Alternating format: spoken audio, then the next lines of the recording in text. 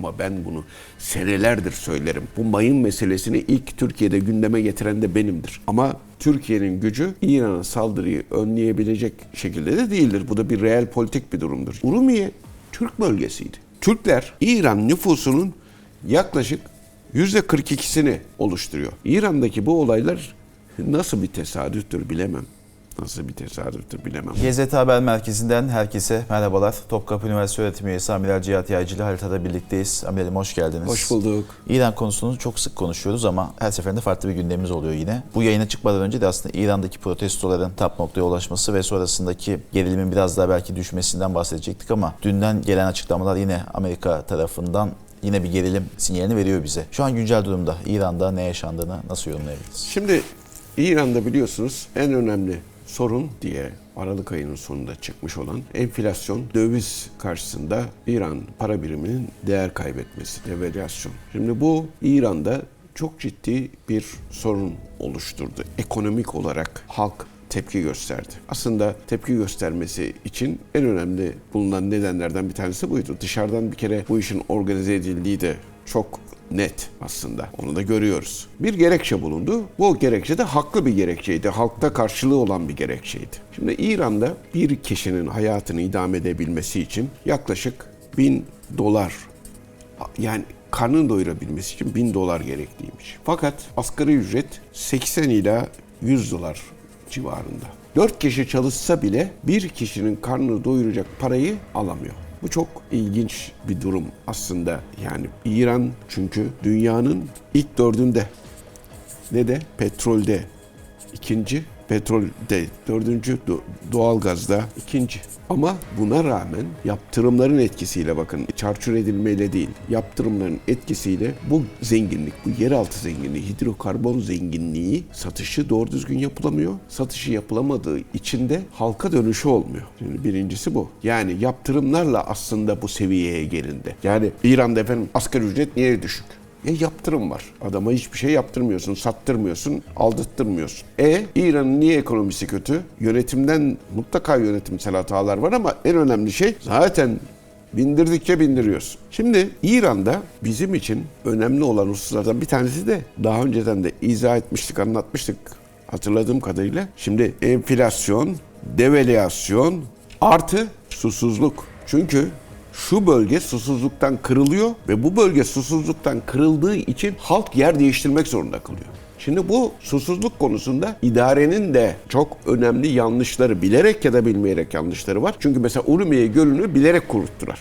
Neden? Urumiye Gölü'nü besleyen ırmakların suyunu kestiler. Barajlar yaparak ve başka yere yönlendirerek. Urumiye Türk bölgesiydi. Bu Türk bölgesinde susuzluk nedeniyle çöle döndü Urumiye Gölü, çöl oldu. Bu çölden halk, Türk kökenliler kaçtılar. Amirim, Türk bölgesi için parantez açarsak İran'da hangi bölgeler daha yoğun ve önemli noktada? Şimdi şu bölge, ortalama çiziyorum yani.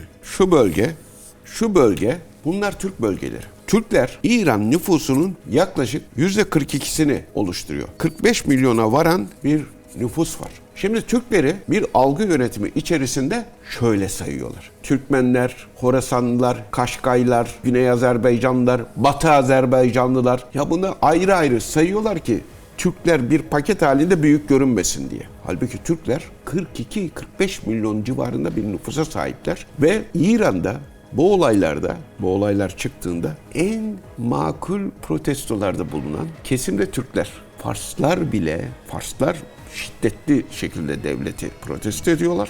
Bu az sayıda bir Kürtler var. Onlar şiddetli şekilde protesto ediyorlar. Dolayısıyla kimin kimleri yönlendirdiği çok net belli oluyor. Ya aynı ekip. Şimdi burada şu bölgedeki bakın Batı Azerbaycan dediğimiz bölge, görüyor musunuz? Türkiye'ye sınırdır. Buraya İran hükümeti, bakın bu da çok kritik bir şeydir. Kimin eli kimin cebinde? Yani söyle, İran Batı karşıtı. İran bu projenin içerisinde değil. İran yönetimi. Ya İran yönetimi zaten başından bu İran İslam Cumhuriyeti denilen husus Batı tarafından kurulmuş bir rejimdir bu. Yani Fransa'dan gelen Hümeyni, Fransız hava yolları uçağıyla gelen Hümeyni, Fransa'da bu devrimi organize etmiş ve Fransa'dan yönetmiştir. Ve Fransa'dan gelmiştir. Şah rejimi o zaman Hümeyni'nin uçağını düşüreceğini söylemiştir. Bak şimdi. Bunu Hasan Könü Hoca çok güzel anlattı geçen TVNet'te. Fransız hava yollarına Hümeyni'yi taşıyan uçağı İran Hava Kuvvetleri düşürecek. Tahran'a geliyor. Kim tehdit ediyor biliyor musun? Düşürürseniz sizi yerle yeksan ederiz diye. Amerika tehdit ediyor. Dolayısıyla bu rejime hani çok böyle güvenelim şöyle öyle bir şey yok. Şimdi miadını doldurdu ama önemli olan burada Batı için kullanım süresi doldu. Şimdi yeni bir projeye geçiyorlar. Yeni projede tehlike İran'ın parçalanmasıdır. Dolayısıyla Türkiye İran'a bir müdahaleye karşı çıkmak durumundadır. Neden? Parçalanma Türkiye'nin içerisine sirayet eder. Yani bir takım etkiler olur. En önemli etkiler bir, Türkiye'ye göç. Ciddi bir göç akını olur. 2. Sınır güvenliği sağlanamazsa o zaman buradan uyuşturucu dahil, terörizm dahil her şey Türkiye'ye girmeye kalkar. Üçüncüsü bu Batı Azerbaycan'da biraz önce söyleyeceğim konu buydu. Batı Azerbaycan toprakları yani Türkiye ile sınır olan topraklarda Türkleri oradan çıkartıp yerine Pejaklıları yerleştiren ve buradaki sınırlardaki karakolları Pejaklılara teslim eden bir İran yönetimi olduğu söyleniyor. Bu ne demek? Bu Büyük İsrail projesi yani Büyük Orta Doğu projesi. BOP eşittir Büyük İsrail projesi. Büyük İsrail projesinin hayata geçirilmesi demektir. Neden? Çünkü zaten şuradan başlayıp şuraya kadar bir büyük teröristan, büyük Siyonistan, adına Kürdistan diyorlar ama o değil. Siyonistan kurulması söz konusu. Hedef bu. Bu neden önemli? Bu Siyonistan İsrail'e müzahir, İsrail'e kumanda edebileceği, İsrail'in yönetebileceği bir devletçikler, bir sözde devletçikler. Gölge İsrail.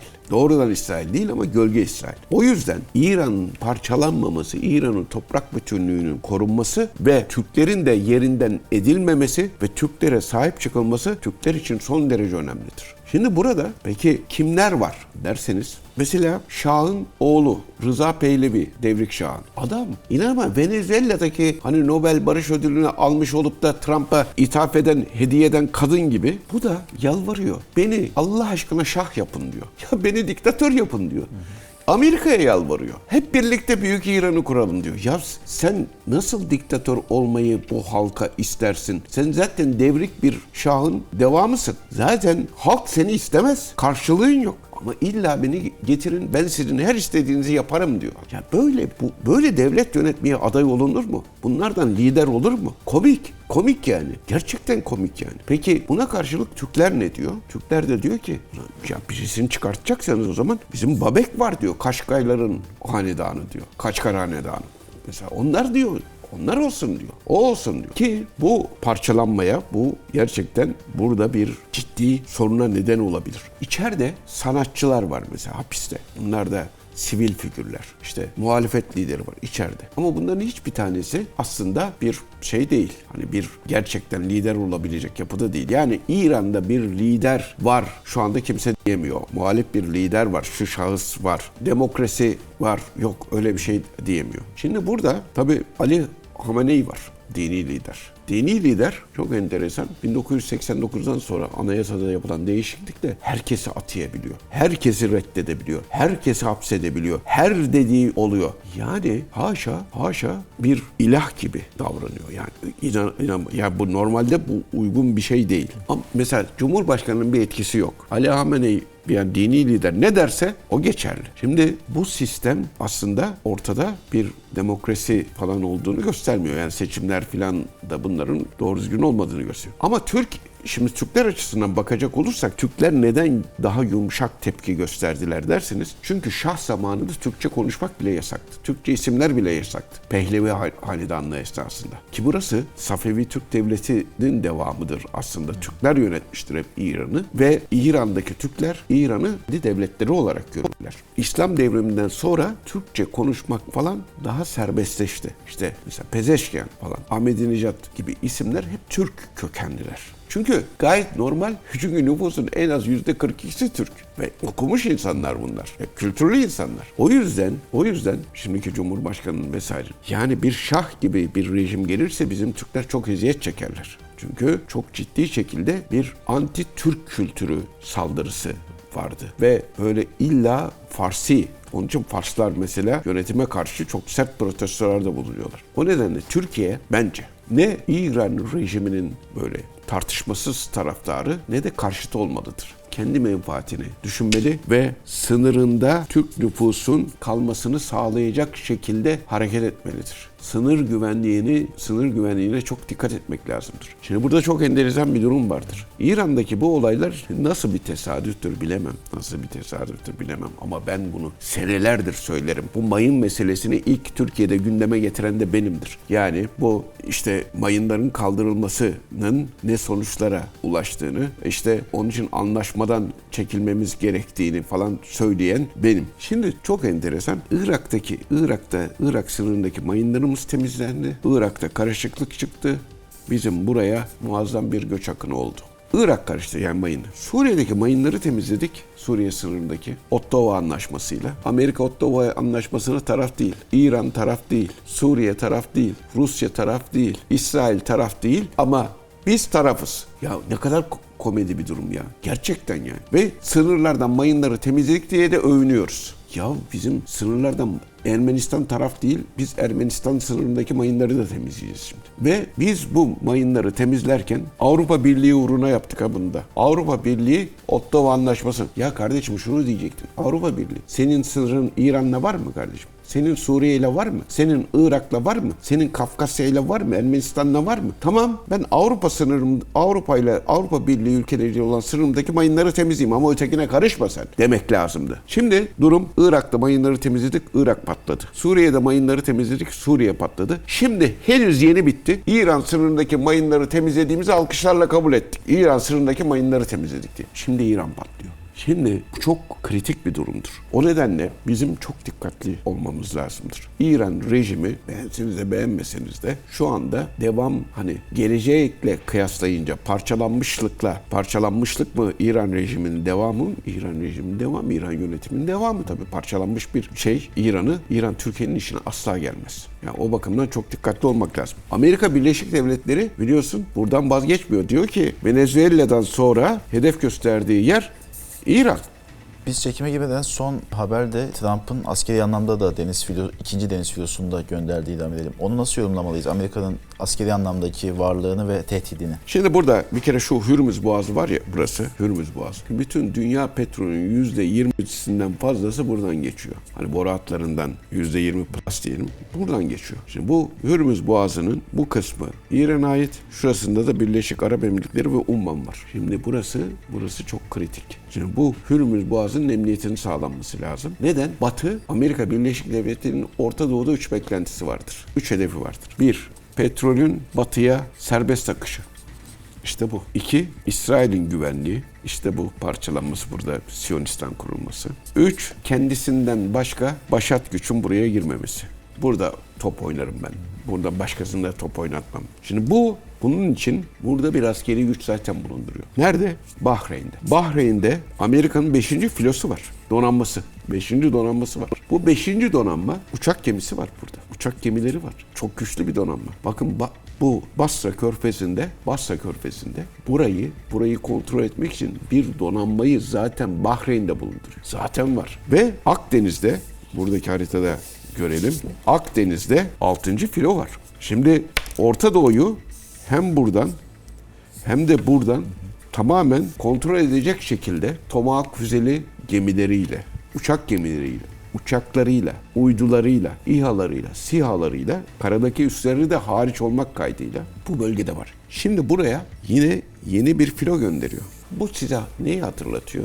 Venezuela'ya saldırmadan önce 2 hafta boyunca burayı abluk altına almış mıydı? Ciddi bir askeri yığınak yapmıştı oraya. Ciddi bir askeri yığınak yapmıştı. Demek ki İran gerçekten hedefte, tehlikede ve İran'a bir saldırıyı plan. İran'ın saldırı sürpriz olur mu? Hayır, sürpriz olmaz, zaten defalarca saldırdılar. Peki İran'a hava saldırılarıyla İran'ı işgal etmek mümkün mü? Hayır, o da mümkün değil. Ama İran'da huzursuzluk çıkartmak, İran'da yönetimi devirmek, İran'da bir otorite boşluğu oluşturmak mümkün. Yoksa şurada İran'ı kim işgal edebilir? İran bir ordu girse bile işgal olmaz. İran değişik bir yer. Çünkü burayı işgal edecek şekilde büyük ordular olması lazım. Öyle. Ama bu hava saldırı, darbelerle ve güdümlü mermi füzelerle, bu saldırılarla burayı yıpratabilir. Ki İran'ın son protestolardan sonra açıklaması da yarı bir darbe girişimi olduğu yöndeydi. Tabii. Şimdi burada çok ilginç bir durum vardır. Mesela yine kırmızılı bir kız